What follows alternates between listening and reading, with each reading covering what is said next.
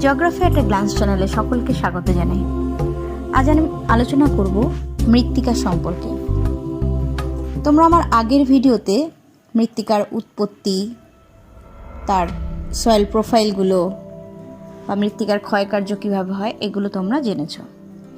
তো আজকে আমরা পরবর্তী অংশগুলো সম্পর্কে আলোচনা করব। রুশ বিজ্ঞানী ভিভি ডকুচেভ ওনার মতে প্রাকৃতিক বিবর্তনের ফলে ভূপৃষ্ঠে মৃত্তিকা সৃষ্টি হয়। শিলা, জীবজগৎ, জলবায়ু, ভূপ্রকৃতি ও মানুষের কর্মপ্রণালীর জটিল সমন্বয়ের মধ্য দিয়ে মৃত্তিকার উৎপত্তি ঘটে। তো এই মৃত্তিকার উৎপত্তির ক্ষেত্রে বেশ কিছু কারণ রয়েছে, বেশ কিছুগুলো ফ্যাক্টর রয়েছে। সেগুলো মৃত্তিকা বিজ্ঞানী জেনি ওনার মতে মৃত্তিকা সৃষ্টির 5টি কারণ আছে।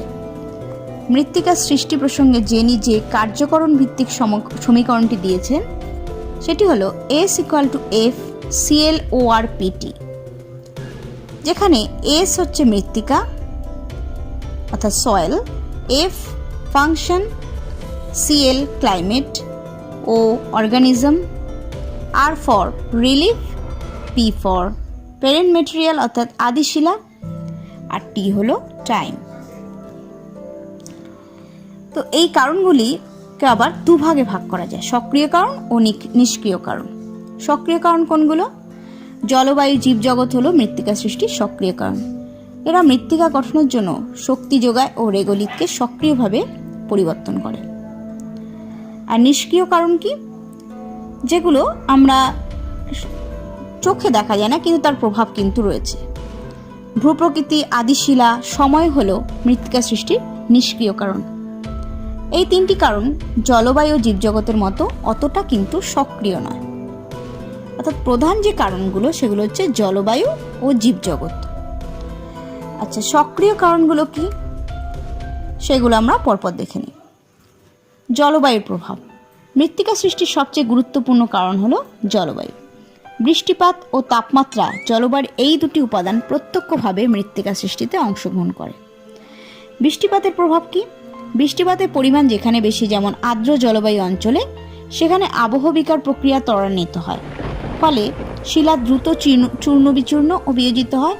এই কারণে আর্দ্র অঞ্চলে মাটিতে কাদার পরিমাণ বেশি থাকে, যেমন এঁটেল মাটি। বৃষ্টিপাতের পরিমাণ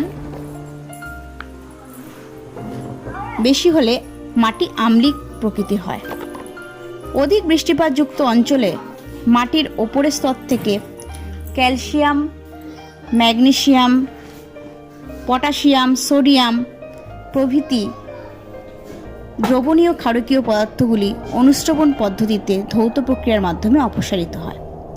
আচ্ছা, তাপমাত্রার ভূমিকা কি? বিজ্ঞানী ভ্যান টপ ওনার মতে 10 ডিগ্রি সেলসিয়াস তাপমাত্রা বৃদ্ধিতে রাসায়নিক বিক্রিয়ার হার দ্বিগুণ বাড়ে। তাই শীতল মেরু অঞ্চলের তুলনায় উষ্ণক্রান্তীয় ও নিরক্ষীয় অঞ্চলে মৃত্তিকা সৃষ্টির হার দ্রুত। তাপমাত্রা বাড়লে আবহবিকারের কার্যকারিতাও বেড়ে যায়, ফলে পুরো রেগুলিতের উৎপত্তি হয় এবং মাটির গভীরতা বাড়ে। অধিক উষ্ণ অঞ্চলে মাটিতে কাঁচা জৈব পদার্থের পরিমাণ কম হয় এবং মাটিতে নাইট্রোজেনের পরিমাণ হ্রাস পায়। তাহলে তোমরা দেখতে পাচ্ছ যে বৃষ্টিপাত ও তাপমাত্রা কিভাবে মৃত্তিকা সৃষ্টিতে সক্রিয়ভাবে অংশগ্রহণ করে। তার প্রধান কারণগুলো কিন্তু এগুলোই। জীবজগতেরও কিন্তু যথেষ্ট গুরুত্বপূর্ণ ভূমিকা রয়েছে। প্রাণী ও উদ্ভিদের বর্জ্য দেহাবশেষ বিয়োজিত হয়ে মাটিতে হিউমাস রূপে সংযোজিত হয়, ফলে মাটির পুষ্টিগুণ বাড়ে, মাটি উর্বর হয়। এই কারণে উদ্ভিজ্জের আবরণ যেখানে কম, মাটিতে হিউমাসের পরিমাণও সেখানে কম। মাটিতে হিউমাসের পরিমাণ বাড়লে মাটির জল ধারণ ক্ষমতাও বাড়ে। প্রেরি ও স্টেপ তৃণভূমি অঞ্চলে জৈব পদার্থ সমৃদ্ধ চার্নোজেম মৃত্তিকার সৃষ্টি হয়। পাইন অঞ্চলে আবার যে বনাঞ্চলে আম্লিক পর্জল মৃত্তিকার সৃষ্টি হয়। তাহলে এই যে সক্রিয় কারণগুলো আমরা দেখলাম, একদম সক্রিয়ভাবে এদের অংশগ্রহণ ছাড়া কিন্তু মৃত্তিকা সৃষ্টি অসম্পূর্ণ থেকে যায়। নিষ্ক্রিয় প্রভাব কি? ভূপ্রকৃতি, আদিশিলা, সময়ের প্রভাব। ভূপ্রকৃতি কিভাবে প্রভাব বিস্তার করে? একই প্রকার আদিশিলা ও জলবায়ুযুক্ত অঞ্চলে ভূপ্রকৃতির পার্থক্যের জন্য স্থানীয় ভূমিরূপ অনুসারে যে মৃত্তিকা গঠিত হয় তাকে মৃত্তিকার ক্যাটেনা বলে। পাহাড়ি অঞ্চলে ভূমিঢাল বেশি হওয়ার জন্য এখানে ভূমিক্ষয়ের পরিমাণ বাড়ে, ফলে পাহাড়ি অঞ্চলে মাটি অগভীর ও মাটির স্তর পাতলা হয়। মাঝারি ঢালযুক্ত ভূমিতে মাটির গভীরতা মাঝারি ধরনের হয়, এই মাটিতে অনুস্রবণের পরিমাণ কম হয়। আবার সমভূমিতে গেলে দেখা যাবে ভূমিঢালের পরিমাণ অনেক কম হওয়ার জন্য বৃষ্টিপাত পর্যাপ্ত হলে মাটিতে অনুস্রবণ বৃদ্ধি পায়, ফলে ধৌত প্রক্রিয়ায় দাব্য পদার্থগুলি মাটির ওপরের স্তর থেকে অপসারিত হয় এবং মাটির গভীরতা বৃদ্ধি পায়। তাহলে দেখতে পেলাম যে ভূপ্রকৃতি কিভাবে মৃত্তিকা সৃষ্টিতে প্রভাব বিস্তার করে। অর্থাৎ পাহাড়ি অঞ্চলে গেলে এই জন্য তোমরা দেখতে পাবে অপরিণত মৃত্তিকা, অর্থাৎ পরিণত মৃত্তিকা সৃষ্টি হওয়ার জন্য উপযুক্ত সময় সেখানে পায় না, কারণ তার আগে ভূমিক্ষয়ের মাধ্যমে সেটা অপসারিত হয়ে যায়। আদিশিলা বা জনক শিলার প্রভাব, দেখো যেই শিলা থেকে মৃত্তিকা সৃষ্টি হয় তার প্রভাব কিন্তু এখানে যথেষ্ট গুরুত্বপূর্ণ রয়েছে। আবহবিকার ক্ষয় ও সঞ্চয়ের মাধ্যমে আদিশিলা থেকে প্রথমে রেগলির সৃষ্টি হয়, পরে সেখান থেকে মৃত্তিকার সৃষ্টি হয়। এবার যদি সে আদিশিলা যদি কঠিন হয় খুব বেশি, তাহলে কি হবে, সেই শিলা ক্ষয়প্রাপ্ত হতে বেশি সময় লাগবে। যেমন ধরো গ্রানাইট ও রায়োলাইট শিলা থেকে বেলে মাটি তৈরি হয়। এই বেলে মাটিতে বালির ভাগ বেশি থাকার জন্য জলধারণ ক্ষমতা কম এবং মাটি অম্লধর্মী। এছাড়া এই মাটি ক্ষয় হতেও কিন্তু অনেক সময় লাগে, এই শিলা ক্ষয় হতেও কিন্তু অনেক সময় লাগে। আবার ব্যাসল্ট শিলা থেকে দেখো এঁটেল মাটি তৈরি হয়। এঁটেল মাটি মৃদু ক্ষারধর্মী এবং এই মাটির জলধারণ ক্ষমতা বেলে মাটির তুলনায় বেশি। সিস্ট শিলা থেকে উৎপন্ন হয় মাটিতে যে মাটি সে কাদার কণার ভাগ বেশি থাকে। এখানে আবার অ্যালুমিনিয়াম ম্যাগনেসিয়ামের আধিক্য বেশি দেখতে পাওয়া যায়। সময়ের প্রভাব, প্রাকৃতিক পরিবেশে একটি পরিণত মৃত্তিকা সৃষ্টি হতে কয়েক হাজার বছর সময় লাগে। বিজ্ঞানীরা হিসাব করে দেখেছেন যে মাত্র 2 সেন্টিমিটার পুরু মাটির স্তর তৈরি হতে কয়েকশো বছর সময় নেয়। তাই মৃত্তিকা সৃষ্টির প্রক্রিয়া অত্যন্ত ধীর। দীর্ঘ সময় ধরে যে পরিণত মৃত্তিকা সৃষ্টি হয় সেই মাটির নিজস্ব বৈশিষ্ট্য আছে, যেমন ল্যাটেরাইট, পর্জল, চার্নোজেম ইত্যাদি মাটি। পরিণত মৃত্তিকায় এ, বি, সি 3টি স্তরই কিন্তু সুগঠিত। তোমরা আগেই দেখেছো স্তরগুলো, এই 3টি স্তরই কিন্তু থাকতে হবে পরিণত মৃত্তিকায়। পক্ষান্তরে অল্প সময় মাটির এ, বি, সি স্তরগুলি ভালোভাবে গড়ে উঠতে পারে না, ফলে স্বল্প সময়ে সৃষ্ট মাটি অপরিণত প্রকৃতির হয়। আবার আদিশিলার কাঠিন্যের ওপর মৃত্তিকা সৃষ্টির জন্য প্রয়োজনীয় সময়ের দৈর্ঘ্য নির্ভর করে।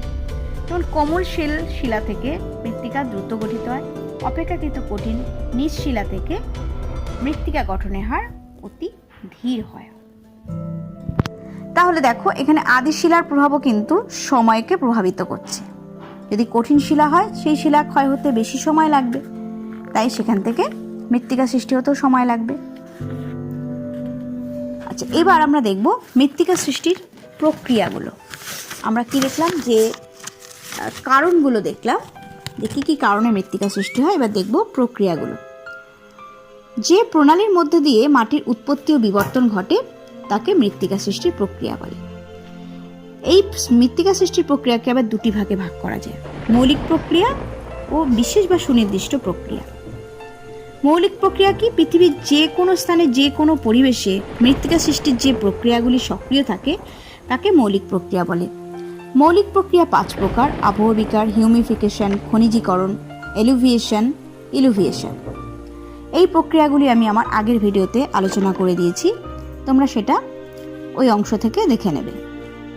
এবার চলে আসি আমরা যে পরবর্তী পদ্ধতি, অর্থাৎ সুনির্দিষ্ট প্রক্রিয়া বা বিশেষ প্রক্রিয়া। অর্থাৎ প্রকৃতিতে এক এক ধরনের মৃত্তিকা সৃষ্টির জন্য এক একটি প্রক্রিয়া আছে, সেই নির্দিষ্ট প্রক্রিয়াগুলোকে বলা হয় সুনির্দিষ্ট প্রক্রিয়া। অর্থাৎ যেমন ধরো ল্যাটেরাইট মৃত্তিকার জন্য সৃষ্টির জন্য ল্যাটেরাইজেশন প্রক্রিয়া, এরকম অনেকগুলো প্রক্রিয়া আছে, সেগুলো আজকে আমরা দেখে নেব। উষ্ণ ও আর্দ্র ক্রান্তীয় জলবায়ু অঞ্চলে মৃত্তিকার উপরিস্তর থেকে সিলিকা অপসারিত হয় এবং স্বল্প গভীরতায় লৌহ ও অ্যালুমিনিয়াম অক্সাইড ও হাইড্রক্সাইড সঞ্চিত হয়ে যে লাল বা বাদামি বর্ণের বড় শক্ত দলার মতো বা বিচ্ছিন্ন কাঁকড়ের মতো মৃত্তিকা সৃষ্টি হয় তাকে ল্যাটেরাইট মৃত্তিকা বলে। এবং যে প্রক্রিয়ার মাধ্যমে ল্যাটেরাইট মাটি গঠিত হয় তাকে ল্যাটেরাইজেশন বলে। পরিবেশ কীরকম দরকার? উষ্ণতা 25 ডিগ্রি সেলসিয়াস, বৃষ্টিপাত 200 থেকে 250 সেন্টিমিটার বৃষ্টিপাত হতে হবে। কিভাবে হয়? অধিক উষ্ণতা বৃষ্টিপাতের প্রভাবে কি হয় যে লৌহ ও অ্যালুমিনিয়াম সমৃদ্ধ শিলা থেকে সিলিকা অক্সাইড অপসারিত হয়ে যায়, বৃষ্টির জলে ধুয়ে যায়। তাহলে এটা যদি অপসারিত হয়ে যায় এই স্তর থেকে, তাহলে পড়ে থাকে লোহা ও অ্যালুমিনিয়াম অক্সাইড ও সোডিয়াম ও হাইড্রক্সাইড থাকে। তাহলে মাটির এই স্তর থেকে ক্যালসিয়াম, ম্যাগনেসিয়াম, পটাশিয়াম, সোডিয়াম প্রভৃতি ধৌত প্রক্রিয়ার মাধ্যমে অপসারিত হয়ে যায়। ফলে এইগুলো অপসারিত হয়ে যাওয়ার জন্য কী হচ্ছে, ক্ষারকীয় উপাদানগুলো অপসারিত হয়ে যাচ্ছে। তাহলে কী হবে, মাটি আম্লিক হয়ে যাচ্ছে এবং মাটির রং, যেহেতু লোহার অক্সাইড পড়ে থাকে, তাই মাটির রং লাল হয়ে যায়। তাই এই মাটি কীরকম হয়? লাল, বাদামি বা হলদে বাদামি রঙের হয়। এই মাটি বর্ষাকালে থকথকে থাকে, শুকিয়ে গেলে পুরো ইটের মতো হয়ে যায়, একটা কঠিন স্তর গঠন করে, একে ডুরি ক্রাস্ট বলে। লোহা, অ্যালুমিনিয়াম, ম্যাঙ্গানিজ অক্সাইড এগুলো হচ্ছে মাটির প্রধান উপকরণ। তবে এই মাটি কিন্তু অনুর্বর, কারণ এতে জৈব পদার্থ খুব একটা থাকে না। আচ্ছা, পরবর্তী যে পদ্ধতি সেটা হচ্ছে পর্জলীকরণ বা পর্জলাইজেশন। শীতল নাতিশীতোষ্ণ জলবায়ুর যে সকল অঞ্চলে বৃষ্টি বেশি, সেখানে মাটির উপরিস্তরে সিলিকা সমৃদ্ধ পদার্থের সঞ্চয় ঘটে এবং লোহা ও অ্যালুমিনিয়াম অক্সাইড অপসারিত হয়ে অভ্যন্তরে বিস্তরে সঞ্চিত হয়। ফলে ভূপৃষ্ঠে ধূসর বা ছাই রঙের এক ধরনের মাটির সৃষ্টি হয়, একে পর্জল মৃত্তিকা বলে। আর যে প্রক্রিয়ায় এই মৃত্তিকা সৃষ্টি হয় তাকে পর্জলাইজেশন বলে। কিরকম পরিবেশের সৃষ্টি হয়? শীতল নাতিশীতোষ্ণ জলবায়ুর আর্দ্র পরিবেশে পর্জল মৃত্তিকা সৃষ্টি হয়। এখানে সরলবর্গীয় উদ্ভিদ থেকে সৃষ্ট জৈব পদার্থ, অম্লের পরিমাণ বেশি থাকে। উৎপত্তি প্রক্রিয়াগুলো কিভাবে হয়? শীতল নাতিশীতোষ্ণ জলবায়ুতে উষ্ণতা কম বলে মাটি সর্বদা আর্দ্র, তাই উপরিস্তর থেকে ক্যালসিয়াম, সোডিয়াম অপসারিত হয় এবং মাটি হয় অম্লধর্মী। সরলবর্গীয় উদ্ভিদের ছাল, পাতা, শিকড় পচে গিয়ে মাটির অম্লত্ব আরও বাড়িয়ে দেয়। আবার উষ্ণতা কম থাকে বলে জৈব পদার্থের বিয়োজন অত্যন্ত ধীরে ঘটে এবং কাঁচা জৈব পদার্থ উপরিস্তরে জমে থাকে। ফলে মাটিতে অধিক অম্লত্বের কারণেই মাটির উপরিস্তর থেকে লোহা ও অ্যালুমিনিয়াম অপসারিত হয়ে নিচের স্তরে সঞ্চিত হয় ও মাটি অম্লধর্মী ধূসর বর্ণের হয়ে যায়। এর বৈশিষ্ট্য কি? পর্জল মাটির রং ধূসর। এই মাটিতে আদর্শ পরিলেখ গঠিত হয়। মাটির পিএইচ থাকে 5-এর কম। মাটিতে অম্লের পরিমাণ বেশি বলে অনুর্বর হয়। ক্যালসিফিকেশন, যে প্রক্রিয়ায় মৃত্তিকা পরিলেখে ক্যালসিয়াম কার্বনেটের সঞ্চয় ঘটে তাকে ক্যালসিফিকেশন বলে। সাধারণত স্বল্প বৃষ্টিপাতযুক্ত তৃণভূমি ও চুনাপাথর গঠিত কার্স্ট অঞ্চলে ক্যালসিফিকেশন প্রক্রিয়া দেখা যায়। কিভাবে হয়? কার্বনেশন প্রক্রিয়ায় সৃষ্ট ক্যালসিয়াম বাইকার্বনেট স্বল্প বৃষ্টিপাতযুক্ত অঞ্চলে জলের সাথে বাহিত হয়ে ভূপৃষ্ঠের সামান্য নিচে জমা হয়। ঘাস বিয়োজনে সৃষ্ট জৈব পদার্থ মাটির কাদা কণাগুলিকে দৃঢ় করে এবং সূক্ষ্ম পদার্থগুলিকে নিচের দিকে নামতে দেয় না। ফলে দ্রবণীয় ক্যালসিয়াম বাইকার্বনেট মৃত্তিকার রন্ধ্রে প্রলেপ আকারে সঞ্চিত হয়। ক্যালসিয়াম কার্বনেট যুক্ত মৃত্তিকাই পেডোকাল নামে পরিচিত। আচ্ছা, এবার আমরা চলে যাই পরবর্তী প্রক্রিয়া, স্যালিনাইজেশন। যে প্রক্রিয়ায় মৃত্তিকা স্তরে সোডিয়াম, ক্যালসিয়াম, পটাশিয়াম, ম্যাগনেসিয়ামের লবণ ক্লোরাইড বা সালফেট রূপে সঞ্চিত থাকে তাকে স্যালিনাইজেশন বলে। কম বৃষ্টিপাতযুক্ত মরু উপমেরু অঞ্চলে বৃষ্টিপাতের তুলনায় বাষ্পীভবনের হার বেশি, জল নিকাশি ব্যবস্থা ততটা ভালো নয় এবং ভৌমজলে লবণের ভাগ বেশি থাকায় সেখানে এই প্রকার মৃত্তিকা সৃষ্টি হয়। কিভাবে হয়? মরু উপমেরু অঞ্চলে বৃষ্টির অভাবে মৃত্তিকার লবণ ধৌত প্রক্রিয়ায় অপসারিত না হয়ে বিস্তরে সঞ্চিত হয়। এই মৃত্তিকা হলো সোলাঞ্চাক। যেখানে বৃষ্টির তুলনায় বাষ্পীভবনের হার বেশি, সেখানে কৈশিক প্রক্রিয়ায়, অর্থাৎ উল্টো দিকে জল আসবে, অভিকর্ষজ বলের উল্টো দিকে, কৈশিক প্রক্রিয়ায় অভ্যন্তরে যে লবণ ভূপৃষ্ঠের নিকটে সঞ্চিত হয়। নিম্নভূমি অঞ্চলে যেখানে ভূগর্ভের জলে লবণ বেশি থাকে, মৃত্তিকা লবণাক্ত হয়ে পড়ে। এছাড়া অধিক সেচের প্রভাবে মৃত্তিকা লবণাক্ত হয় এবং সামুদ্রিক লবণাক্ত জল যেখানে প্রবেশ করে সেখানকার মাটি লবণাক্ত হয়। বৈশিষ্ট্য কি? মৃত্তিকা লবণতার পরিমাণ বেশি, মৃত্তিকা ক্ষারকীয়। এখানে দেখো পিএইচ 8.5, অর্থাৎ 7-এর বেশি হলে সেটা কিন্তু ক্ষারকীয় হয়ে যাবে পিএইচের মান। মৃত্তিকার সূক্ষ্ম দানাসমূহ একে অপরের সঙ্গে যুক্ত হয়ে গুটিদার মৃত্তিকা গঠন করে। এই মৃত্তিকা কৃষির অনুপযোগী। এবার পরবর্তী প্রক্রিয়া অ্যালকালাইজেশন। যে মৃত্তিকা গঠনকারী প্রক্রিয়ায় ক্যালসিয়াম, ম্যাগনেসিয়াম, পটাশিয়াম ইত্যাদি আয়নের তুলনায় সোডিয়াম আয়ন অধিক সঞ্চিত হয় তাকে অ্যালকালাইজেশন বলে। ব্ল্যাক অ্যালকালি বা সোলানেটস মৃত্তিকা এই প্রক্রিয়ায় সৃষ্টি হয়েছে। এই মৃত্তিকা কোথায় সৃষ্টি হয়? শুষ্ক মরুভূমি অঞ্চলে পরিবেশে এই প্রক্রিয়া মৃত্তিকার উৎপত্তি ঘটে। কিভাবে হয়? শুষ্ক অঞ্চলের নিচু জায়গায় বৃষ্টির সময় কি হয়, জৈব সমৃদ্ধ ক্ষারকীয় দ্রবণ জমা হয় এবং শুষ্ক ঋতুতে জল শুকিয়ে গেলে সেটি কালো আস্তরণের সৃষ্টি করে। এর বৈশিষ্ট্য কি? মাটির রং কালো, এটি অতিমাত্রায় ক্ষারকীয় অনুর্বর মাটি। গ্লেইজেশন পরবর্তী প্রক্রিয়া। জলাভূমি অঞ্চলে অক্সিজেনের যোগান কম থাকায় জীবাণুর সক্রিয়তা কম, ফলে জৈব পদার্থের জারণ অপেক্ষা বিজারণ প্রক্রিয়া অধিক সক্রিয় এবং এর প্রভাবে মৃত্তিকায় জৈব অম্লের সৃষ্টি ঘটে। এই অবস্থায় আংশিক জারিত জৈব পদার্থ পিটে পরিণত হয়। মৃত্তিকা সৃষ্টির এই প্রক্রিয়াকে গ্লেইজেশন বলে। এই প্রক্রিয়া সৃষ্ট মৃত্তিকাকে বলা হয় হাইড্রোমরফিক মৃত্তিকা। কোথায় দেখা যায়? জলমগ্ন পরিবেশে তুন্দ্রা অঞ্চলে এই ধরনের মাটির উদ্ভব ঘটে। বৈশিষ্ট্য কি? মাটির রং ধূসর বা নীলাভ বাদামি, মৃত্তিকার জল ও জৈব অ্যাসিডের প্রাধান্য বেশি এবং এই মাটিও কিন্তু অনুর্বর। তাহলে আমরা এই প্রক্রিয়াগুলো দেখে নিলাম, যে সুনির্দিষ্ট যে প্রক্রিয়াগুলো আছে। এবার আমরা দেখব মৃত্তিকার ধর্ম। বিভিন্ন জটিল ভৌত, রাসায়নিক ও জৈবিক ক্রিয়া বিক্রিয়ার মধ্যে দিয়ে গড়ে ওঠার সময় মাটি যে গুণাগুণ ও বৈচিত্র্যপূর্ণ বৈশিষ্ট্য অর্জন করে তাকে মাটির ধর্ম বলে। মৃত্তিকার ধর্মকে আবার দুভাগে ভাগ করা যায়, ভৌত ধর্ম ও রাসায়নিক ধর্ম। ভৌত ধর্ম কি? মৃত্তিকার যেসব বৈশিষ্ট্য চোখে দেখে বা পর্যবেক্ষণ করে বোঝা যায় তাকে বলা হয় মৃত্তিকার ভৌত ধর্ম। যেমন মৃত্তিকার গঠন, গ্রথন, ঘনত্ব, সছিদ্রতা, জলধারণ ক্ষমতা, রং, সংশক্তি, নমনীয়তা, স্ফীতিকরণ, সংকোচন প্রভৃতি অনেক ধর্ম আছে যেগুলো আমরা চোখে দেখে বুঝতে পারি। রাসায়নিক ধর্ম কি? মৃত্তিকার যেসব ধর্ম বা বৈশিষ্ট্যগুলি কেবলমাত্র রাসায়নিক পরীক্ষার দ্বারা জানা সম্ভব তাদেরকে বলা হয় রাসায়নিক ধর্ম। যেমন মৃত্তিকার অম্লত্ব কতটা আছে, ক্ষারকত্ব, আয়ন বিনিময় ক্ষমতা, হিউমাস বা জৈব পদার্থ, ক্ষার বিনিময় ক্ষমতা, মৃত্তিকার কলয়েড ইত্যাদি।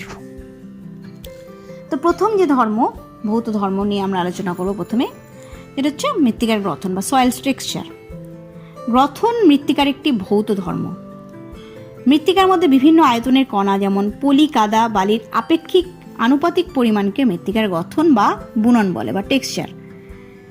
মৃত্তিকার 3টি প্রধান উপাদানকে অর্থাৎ পলি, কাদা ও বালি মৃত্তিকা বিভেদ বা মৃত্তিকার আয়তনী কণিকা বলে, সেপারেটস। তো মৃত্তিকা গঠনে মৃত্তিকার বিভেদগুলির শতকরা উপস্থিতিকে বোঝানো হয়। গ্রথন অনুযায়ী মৃত্তিকাকে 12টি শ্রেণীতে ভাগ করা যায়। এরকম যে ভাগ, যেমন ধরো বেলে, কাদা, দোআঁশ, এরকম নানা রকম 12টি ভাগে ভাগ করা হয়। তো এই কণিকাগুলো বা মাটির বিভেদ বা আয়তনী কণিকার বৈশিষ্ট্য কি? অর্থাৎ স্যান্ড, সেল্ট, ক্লে এই 3টে যে উপাদান তার বৈশিষ্ট্য কি? বালি, প্রথমে হচ্ছে বালি। কোয়ার্জ, ম্যাগনেটাইট, হেমাটাইট, অলিভিন প্রভৃতি খনিজ থেকে বালির উৎপত্তি হয়। বালির কণার মাপ বা ব্যাস আন্তর্জাতিক পদ্ধতি অনুসারে 2 প্রকার। মিহি বালির ব্যাস সাধারণত 0.2 থেকে 0.2 মিলিমিটার, মোটা বালির ব্যাস 2 থেকে 0.2 মিলিমিটার। আর এর বৈশিষ্ট্য কি? বালির জলধারণ ক্ষমতা কম। মাটিতে বালির পরিমাণ যদি বেশি হয় মাটির গঠনগত আকৃতি পায় না, মাটি ঝুরঝুরে হয়ে যায় এবং এই ধরনের মাটি কিন্তু উর্বরতাও কম, ক্ষয় প্রবণতা বেশি। পলি, পলি অতি সূক্ষ্ম বালিকণা, এর ব্যাস 0.02 থেকে 0.002 মিলিমিটার। পলিযুক্ত মাটিতে উদ্ভিদের পুষ্টি উপাদান ও জল বেশি থাকে। কাদা কণা, অধিকাংশ কাদা কণা কলয়েড ধর্মী। আন্তর্জাতিক পদ্ধতি অনুসারে কাদা কণার ব্যাস 0.002 মিলিমিটারের কম। অর্থাৎ কাদা কণা মাটিতে বেশি থাকলে সেই মাটি আঠালো হয়, মাটির উর্বরতা ও জলধারণ ক্ষমতা বেশি থাকে। মাটির গঠনগত আকৃতি সুস্পষ্ট হয়। তো ইউএসডিএ অনুযায়ী মাটির অনেকগুলো যে 12টার ভাগের কথা বললাম, কি কি?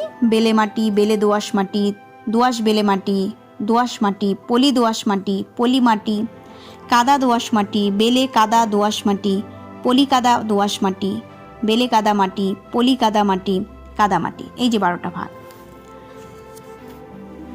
এবার এখানে তোমরা একটা ত্রিভুজ দেখতে পাচ্ছ। এই ত্রিভুজের মাধ্যমে মাটির গ্রথন নির্ধারণ করা হয়। কোনো মাটির পলি, বালি, কাদা শতকরা হিসাব জানা থাকলে এই মানগুলিকে গ্রথন নির্ধারণের ত্রিভুজের মাধ্যমে প্রকাশ করা হয়। দেখো, আমি যদি একটা মাটি ধরে নিই, ধরো বেলে মাটি। এখানে তোমরা ছবিতে দেখতে পাচ্ছ বেলে মাটিতে বালির পরিমাণ রয়েছে 85 থেকে 100%। দেখো, একদিকে কাদা কণার পার্সেন্টেজ রয়েছে, একদিকে পলি কণা, একদিকে বালি কণার পার্সেন্টেজ। যেখানে কাদা কণা শেষ হয়েছে সেখান থেকে আবার পলি কণার পার্সেন্টেজ শুরু হয়েছে, আবার আরেকটা বাহুতে বালি কণার পার্সেন্টেজ দেখানো আছে। তো বেলে মাটির ক্ষেত্রে আমরা দেখছি বালি আছে 85 থেকে 100%, পলি আছে 0 থেকে 15%, আর কর্দম আছে 0 থেকে 10%। এরকমভাবে সব মাটিগুলো, যে 12টা মাটির 3টে যে প্রধান উপাদান বালি, পলি, কর্দম, তার উপাদান এই ত্রিভুজের মাধ্যম থেকে আমরা জানতে পারব।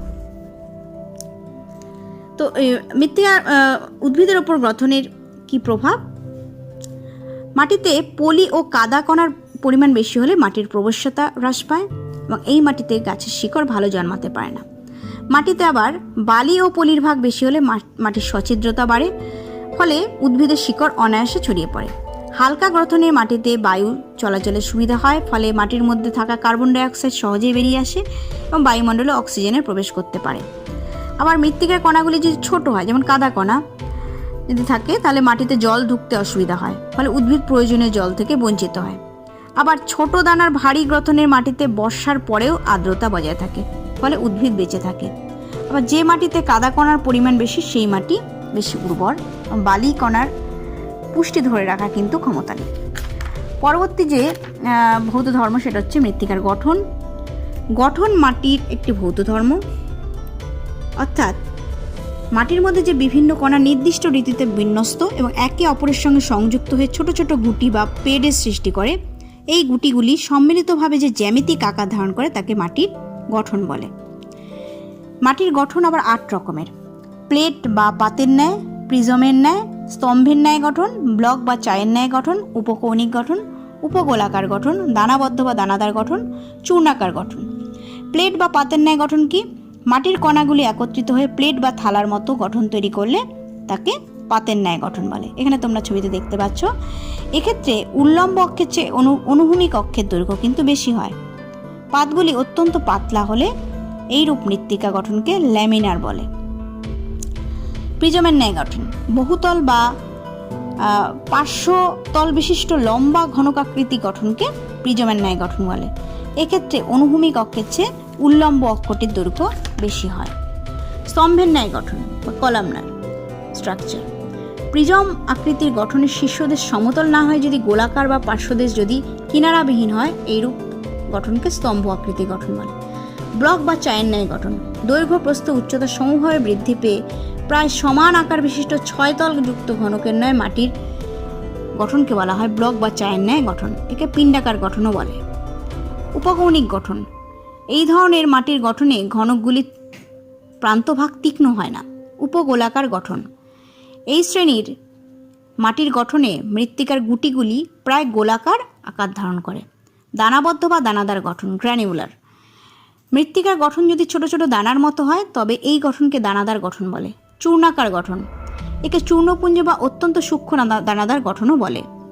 এটি অনেকাংশে দানাদার দলার মতো লাগে। একে সছিদ্র, ভঙ্গুর ও উর্বর মাটির গঠনও বলা হয়ে থাকে। এবার পরবর্তী যে ধর্ম সেটা হচ্ছে মৃত্তিকার রং বা বর্ণ। সেটা কি? মৃত্তিকার বর্ণ একটি গুরুত্বপূর্ণ ভৌত ধর্ম। রঙের সাহায্যে মৃত্তিকাকে শনাক্ত করা এবং মৃত্তিকার উৎপত্তির ইতিহাস সহজে কিন্তু জানা যায়। মৃত্তিকা দেখো, যদি লোহার ভাগ বেশি থাকে মাটির রং লালচে হয়ে যায়, আবার জৈব পদার্থের পরিমাণ বেশি থাকলে কালো হয়ে যায়। মৃত্তিকার ঘনত্ব আরেকটি ভৌত ধর্ম।